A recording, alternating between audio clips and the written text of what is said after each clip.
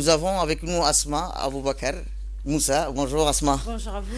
Eh bien, dans la déclaration du ministre Asma, le ministre avait souligné les efforts du gouvernement en matière pour améliorer les conditions des travailleurs et garantir une justice sociale pour les travailleurs djiboutiens. Qu'en est-il? À la veille donc du 1er mai, coup de projecteur sur la fête du travail et les avancées sociales à Djibouti. C'est un discours attendu que le ministre du Travail chargé de la formation, de la formalisation et de la protection sociale a prononcé hier, donc à la veille de la fête du travail. Un discours qui fait à la fois le bilan des réformes engagées et trace les perspectives d'avenir. Parmi les annonces marquantes, la revalorisation des pensions minimales et la modernisation du Code du travail. Objectif, adapter le cadre légal aux réalités économiques actuelles tout en renforçant les droits des travailleurs.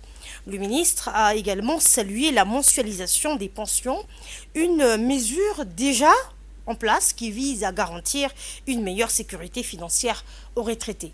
Autre priorité affichée, l'emploi des jeunes. En 2024, des milliers d'emplois ont été créés, grâce notamment au renforcement du rôle de l'Agence nationale pour l'emploi. Une réponse concrète donc au défi du chômage qui touche une large partie de la jeunesse. La sécurité au travail a aussi été au cœur du discours. Le ministre a appelé à une vigilance partagée entre employeurs et salariés pour garantir des conditions de travail dignes et sûres. Un discours qui se veut à la fois une reconnaissance des efforts accomplis et une feuille de route pour un travail décent et durable pour tous. Zoom à présent ce matin sur le sens du 1er mai. Savez-vous que la fête du travail est célébrée dans 163 pays à travers le monde? Une date presque universelle qui trouve pourtant son origine aux États-Unis.